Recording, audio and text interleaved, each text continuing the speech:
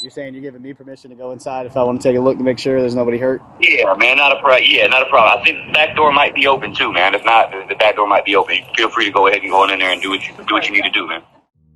In this body camera footage, it's heard that the police talked to the suspect on phone, and the suspect granted the police permission to enter his home for investigation. This is after the landlord of the suspect told the police that the suspect, Gress, texted him that someone has suffered serious bodily injury inside the residence. Meanwhile, when police got there, nobody was in the house. So, they had to call Gress for permission to enter. But police said when they went in, there was nothing found. Investigators later got the intelligence that Gress and his partner Michelle killed the teen between the days of February 20th and February 24th. In this newly released footage, you can see 35-year-old Stephen Gress carrying what appears to be the body of 16-year-old Miranda Corsette, wrapped in some kind of material.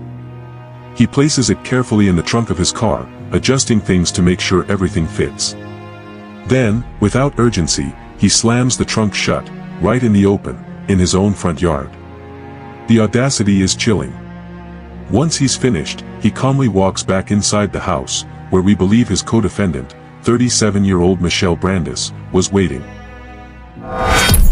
Now, let's dive deep into the horrifying case of Miranda Corsette. But wait. If you're watching this, you're part of a growing community that demands justice. So before we take you inside this harrowing story, subscribe now to help us hit our first 1,000 subscribers. Like, share, and drop your thoughts in the comments below. Your voice keeps these stories alive. Thank you. The teenage girl goes missing. Days later, 2 people are arrested. What happened in those 7 chilling days will make your heart race, your stomach turn, and your soul ache. It was supposed to be a regular Thursday. But by sundown, a grandmother was staring at the empty space where her granddaughter's backpack usually hung. And silence had taken over the house. No phone call. No goodbye. No trace. 16-year-old Miranda Corsette vanished. But this wasn't just a runaway case. It wasn't rebellion. And it wasn't random. Because just days later, 2 adults, strangers to the family, were in custody. And the story they began to unravel was darker than anyone could have imagined. Blood wasn't found in her bedroom. It was somewhere else. A place Miranda should have never been. Somewhere behind a closed door, someone was waiting for her. Someone who knew her age. Someone who picked her up on Valentine's Day. And someone who didn't let her leave alive. But the most disturbing part: Miranda didn't disappear once. She left, and chose to go back. Why? What was said to her? What was promised? What did she think she was walking into? And what happened once that door shut behind her for the last time? You're about to hear everything. The lies. The manipulation. The brutality. And the final, gut-wrenching moments of a girl who never got to be 17. This is not just a case. It's a warning. Because the app she downloaded became the last thing she ever used. And the house she entered became the place she'd never leave. Stick with me. Because what you're about to learn changes everything. Miranda Corsette was just 16. But her eyes carried years. She didn't grow up with the noise of siblings or the comfort of 2 parents kissing her goodnight. That part of her story ended too soon. A car crash, they said. Both gone in a second. Miranda was just 9. She moved in with her grandmother, a woman who did her best with what she had. A quiet home, faith, a roof over their heads, but something was missing. Something that couldn't be replaced with clean laundry and microwave dinners. Miranda didn't go to school like other kids. She was homeschooled. Some said it was for her protection. Others whispered it was because she didn't fit in. But Miranda wasn't strange. She was sensitive. The kind of girl who remembered everyone's birthday. Who drew eyes in the margins of her notebook. And stared out of windows a little too long, as if the sky might whisper something back. She had questions. About life. About who she was. and why she often felt like she was screaming inside a room no one else could hear. Her texts told the story her face never did. I don't know why I feel this empty sometimes. I just want someone to see me for me. Do you ever feel like you're not supposed to be here? No teenage girl should have to type those words and send them into the void. But Miranda did. And somewhere, someone was watching. Reading. Waiting. Miranda kept a notebook under her pillow, filled with hand-drawn sketches of girls with wings. On the back page, she'd scribbled a quote in fading ink. I wish I could disappear and come back as someone who's finally loved right. She didn't talk about her parents much. Didn't cry often, at least not where anyone could see. But every February, around the time of their death anniversary, she'd retreat. Stay in bed longer. Draw darker things. She was fragile. But not broken. Lonely. But still hoping. Because in the quiet hours of the night, when the house was still and the only sound was the hum of a box fan in her room, Miranda would open her phone and scroll. Profiles. Likes. DMs. Strangers who smiled through screens. Strangers who said the things she needed to hear. You're beautiful. I like girls like you. I get you. And somewhere in the mix, she found him. He didn't feel like a threat. He felt like relief. Someone older, yes. But someone who listened. They talked about music. About pain. He asked questions no one else bothered to. And for the first time in a long time, Miranda felt seen. But behind every profile is a person. And behind this one was something she couldn't have prepared for. She didn't tell her grandmother about him. She didn't need the lectures, the warnings. Besides, she was smart enough. Careful. At least, that's what she thought. And maybe that's why, on Valentine's Day, when the sky was gray and the air felt heavy, she stepped out the door. Phone in hand. Heart racing. Not with fear, but with something far more dangerous. Hope. What she didn't know was that someone had been planning this day for weeks. And what happened next didn't just take Miranda's life. It rewrote everything her family thought they knew about trust, connection, and evil. She had a secret. And she trusted the wrong people with it. We're just getting started. Stephen Gress didn't appear out of nowhere. He slid in quietly. Just a username. A blurry photo. A few well-placed words. Not a monster. Not a threat. Just another face in the endless scroll of promises. He told her he was 21. Said he dropped out of college, did freelance work, loved indie music, hated small talk. He made Miranda laugh. And more importantly, he made her feel grown. It wasn't long before his compliments grew bolder. He liked the way she thought. Said she was mature for her age. That she was different. And those 3 words, Miranda needed to hear them. Because no one at home was saying them. Her grandmother tried, but she didn't understand this version of Miranda. The online Miranda. The searching Miranda. Stephen picked up on that. He knew where to press. What to say. What to hold back, until the time was right. You don't belong there. You deserve more. I see who you really are. He never asked for pictures at first. He waited. Waited until she brought it up. Until she opened the door. And then, he stepped through. He wasn't 21. He was 39. But Miranda didn't know that. Not yet. The first time they met, it was supposed to be coffee. Just coffee. Middle of the day. Public place. She lied to her grandma. Said she was going to the library. She wore her hair down. Lip gloss. Nervous fingers tapping the side of her jeans. He was late. And older. Older than the pictures. Older than what he said. But she got in the car anyway. They drove around for an hour. He talked. She mostly listened. It wasn't romantic. It was odd. But there was a strange pull. He gave her compliments in past tense. "You must have been beautiful as a kid." She laughed it off. Uncomfortable. But unsure of what to do. By the time he dropped her off, her hands were cold. Her stomach knotted. But part of her still didn't want to believe anything was wrong. That night, she didn't eat dinner. Didn't text him back. But at 2:37 a.m., she opened the app again. He was online. "Did I scare you? I didn't mean to. You're safe with me." And Miranda? She wanted to believe that. She needed to. Because if this wasn't real, then what was? Another lonely day at home? Another week of silence? So when he asked to see her again, she said yes. The second meeting wasn't coffee. It wasn't public. It wasn't innocent. She told her grandma she had a headache.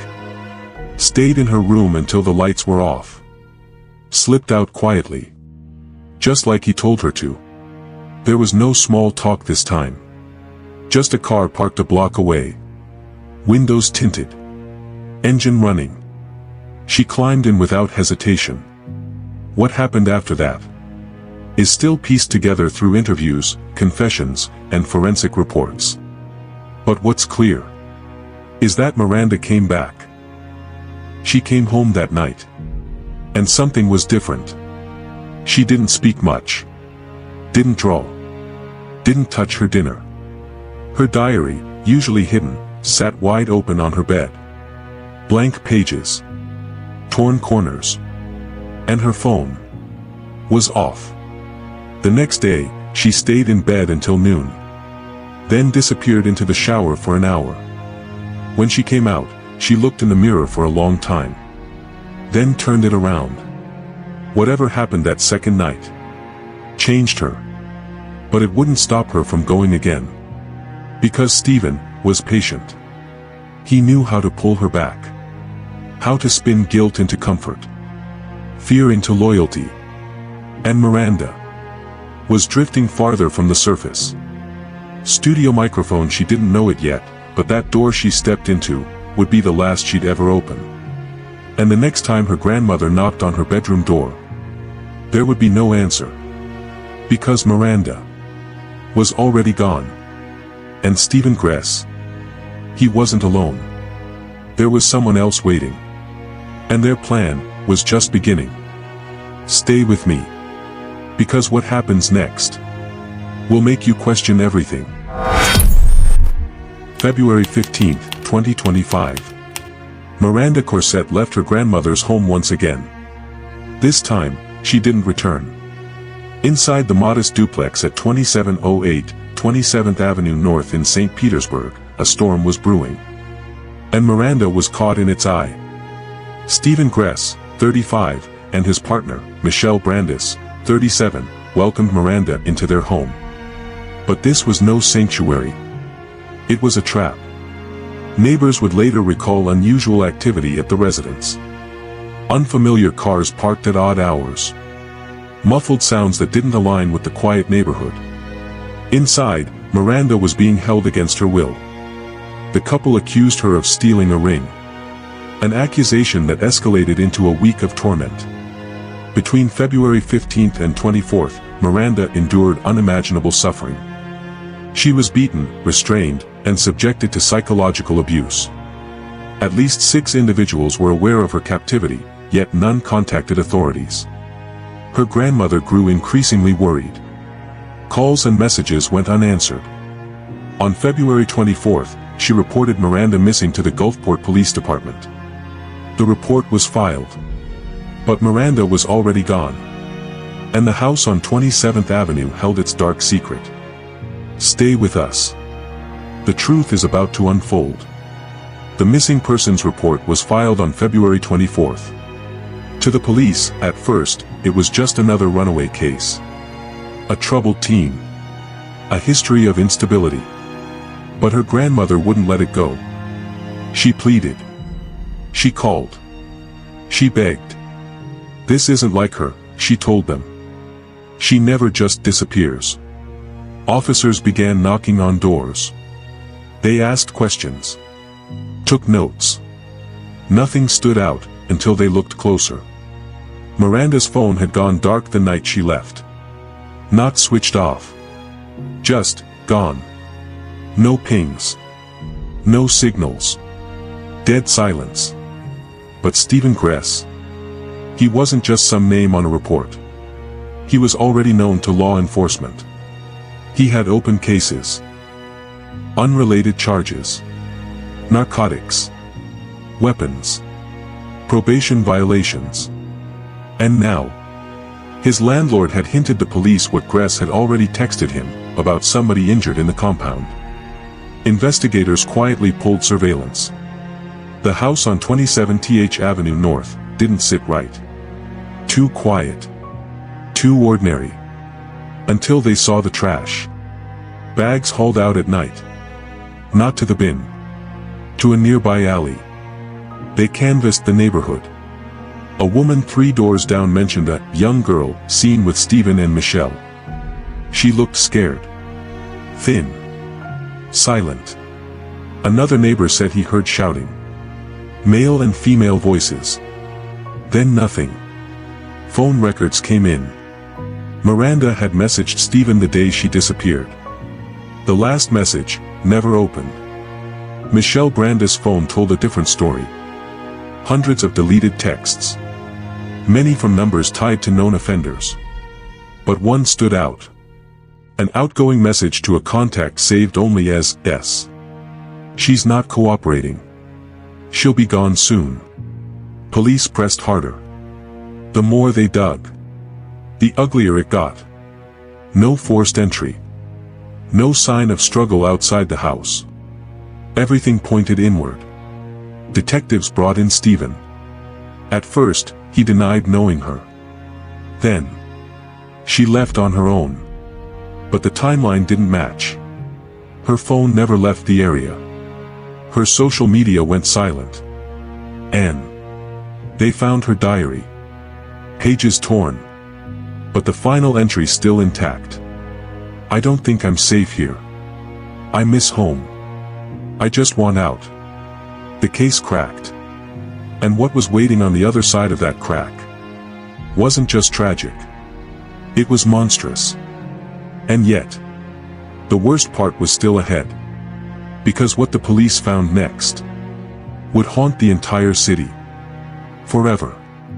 Stay close. You'll want to hear this. They say the truth sets you free. But some truths chain your soul to the coldest, darkest places imaginable. Miranda Corsette never left that house alive. What really happened inside those 4 walls took weeks to piece together.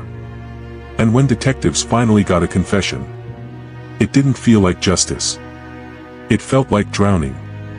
Stephen Gress and Michelle Brandes. They told investigators she stole from them a piece of jewelry, a bracelet, worth less than a tank of gas. That was the spark. But what followed wasn't just rage. It was calculated. Cruel. Michelle grabbed her first. Stephen struck her. Then again. And again. Miranda begged. Screamed. Clawed for breath. But there was no one to hear her. And no one to stop them. The official cause of death. Suffocation. Not instant. Not merciful. Slow. Deliberate. She was alive long enough to feel everything. And when it was done, they didn't call for help. They didn't try to hide her. They butchered her. Piece by piece. Dismembered. Discarded. In Largo, parts of her were left behind. But not all.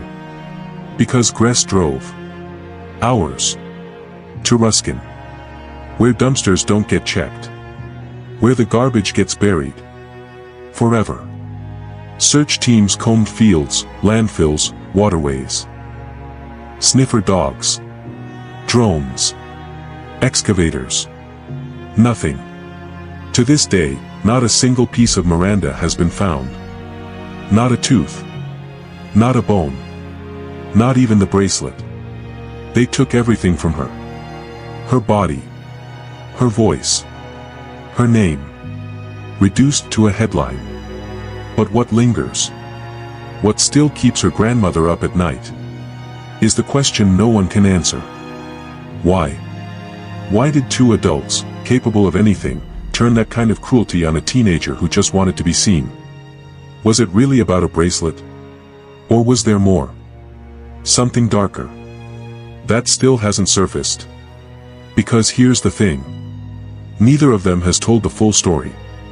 They confessed just enough. Enough to end the search. Enough to end the questions. But not the torment. Michelle cried in court. Stephen didn't. He looked straight ahead. Blank. As if he'd already moved on. And Miranda's grandmother? She sat through every word. Hands shaking. Face pale. Holding a photo of the little girl with big eyes and chipped pink nail polish. And when it was over, when the gavel dropped, and the doors slammed shut, it didn't feel like justice. It felt like the final breath Miranda never got to take. She was 16. Just 16. Looking for connection. And what she found was a nightmare wearing a human face. But the story's not done. Because there's one last twist. And it changes everything. Stick around. You need to hear this. When the cuffs finally clicked shut around Stephen Gress's wrists, there was no resistance. No denial. No panic. Just silence. Michelle Brandis went down next. She cried. Not for Miranda. For herself. Police didn't need a manhunt. They had enough. Enough blood. Enough lies.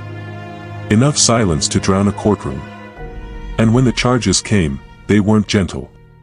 First-degree murder. Kidnapping. Conspiracy. Tampering with evidence. Abuse of a corpse. The prosecution wasn't interested in bargaining. Not when a child had been erased.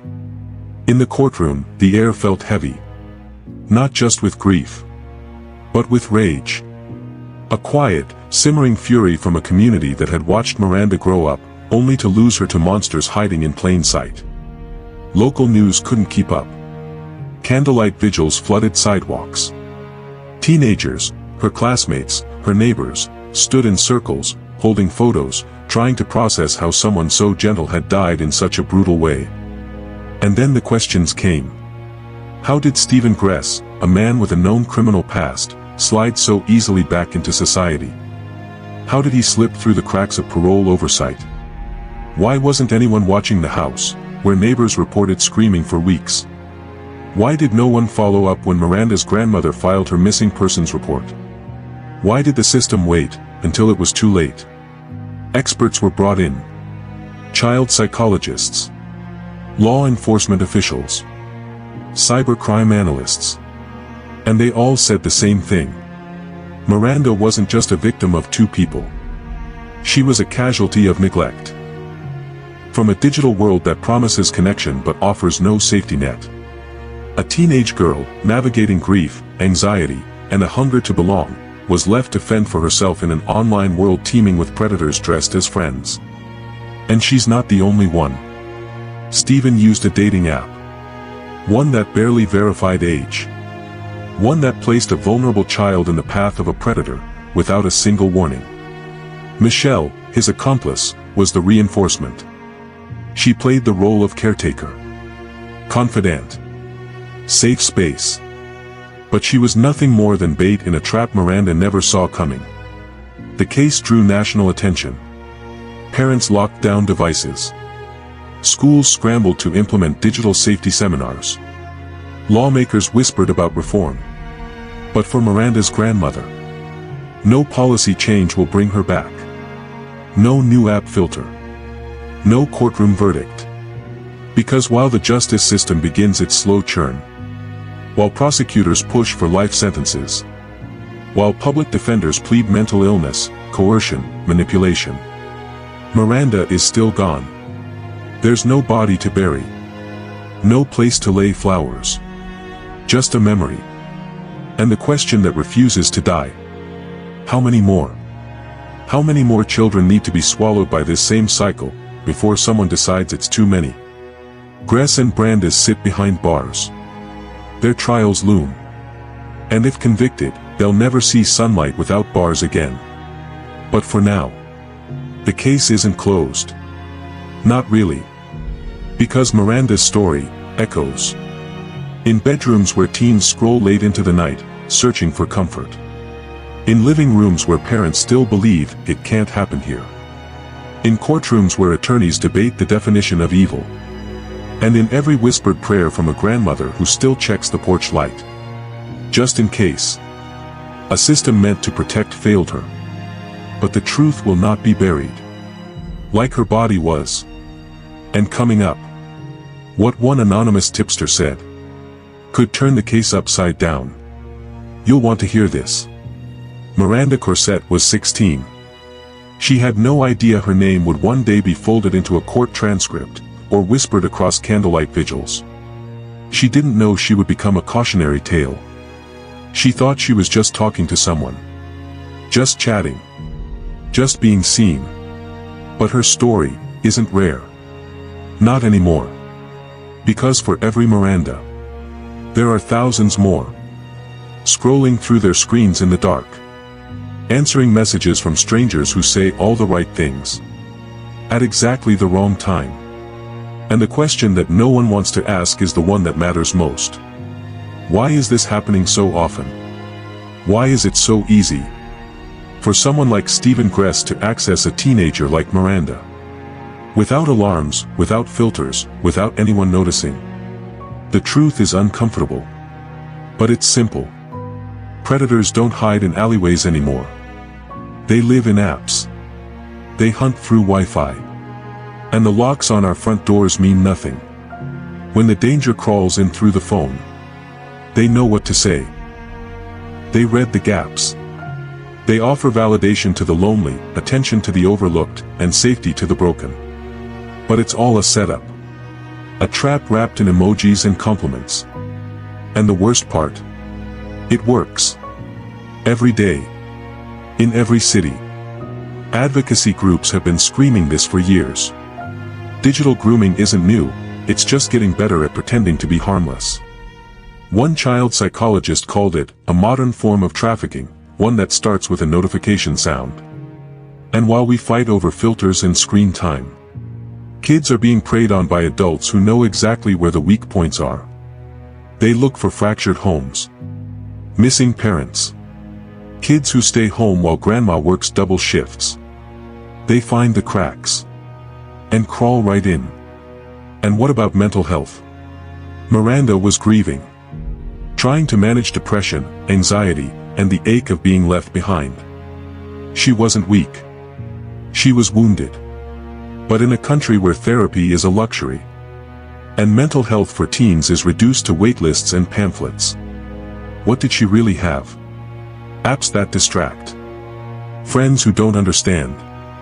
And predators who know exactly what that kind of loneliness sounds like. And still, we say, it's the parents. It's the kids. It's the phone. But no one wants to talk about what it really is. It's a failing system. From top to bottom. Miranda should have had more than warnings. She should have had protection. She should have had someone, anyone, watching the signs. We say, never again. But how many Mirandas are still out there? Scrolling. Waiting. Falling into someone's trap, right now. This isn't just about justice. It's about accountability. About looking at what we've allowed. Because Miranda's story didn't end with a conviction. It ended the moment we stopped paying attention. And if that doesn't shake us, if it doesn't wake us up, then we've already failed the next child. And the one after that. So we ask again. We must ask again. How many Mirandas are still out there. Waiting to be seen. Waiting to be heard. Waiting to be saved. Before it's too late. Miranda Corsette should be here. Right now. Laughing on FaceTime. Sharing playlists. Rolling her eyes at curfews. Planning out what color she'd dye her hair next. Trying on dresses for prom she might not even go to. Joking about boys. Fighting with friends. Living the kind of ordinary, beautiful chaos that 17-year-olds deserve. But instead, she's a case file. A courtroom exhibit. A headline that will fade with the news cycle. Because someone decided her life was disposable. And the world didn't catch it in time. You want to know what real horror looks like? It's not just the crime. It's the silence that came before it. The warnings that were brushed off. The instincts ignored. The systems that cracked right when she needed them most. Miranda didn't vanish overnight. She was slowly erased. By every adult who missed a red flag. Every app that failed to verify. Every layer of safety that was never built. Until one night, she walked through a door. And never came back out. That kind of loss doesn't end in court. It echoes. Through her grandmother's quiet house. Through her empty school desk. Through the unanswered messages still sitting on her phone. And the candlelight vigils, the hashtags, the media frenzy. They don't bring her home. They just remind us of what's gone. But we can do something. Right now. We can stop pretending it's rare. We can stop blaming the wrong people. We can start listening when kids speak. Even when their words are hard to hear. And we can make sure Miranda's story isn't just remembered. It's understood. Because this wasn't just a tragedy. It was a warning. And if we ignore it, we're part of the reason it happens again. So speak her name. Miranda Corsette. Let it hang in the air. Let it sting. Let it stick with you long after this video ends. Because monsters don't just lurk in shadows. Sometimes, they send emojis. If this story moved you, don't scroll past it. Share it. Talk about it. Protect the ones who don't know how to ask for protection yet. Miranda should be alive today. And every view, every comment, every voice that refuses to forget her, is one step closer to making sure no other child disappears into silence. This time, we speak up. For her. And for every Miranda still out there. Before another light flickers out. In the dark. If this story moved you, don't let Miranda's voice be forgotten. Share this video. Leave a comment below, whether it's for her, for someone you've lost, or someone you're afraid might be next. And if you haven't already, subscribe to complete our first 1,000 subscribers. Because the truth doesn't speak for itself. We have to be the ones who do. Together, we expose the darkness. Together, we remember. Together, we protect what's still left to save. Stay safe. Stay aware. And stay tuned, for the next video is a case that is more shocking, more baffling, and more chilling. Thank you.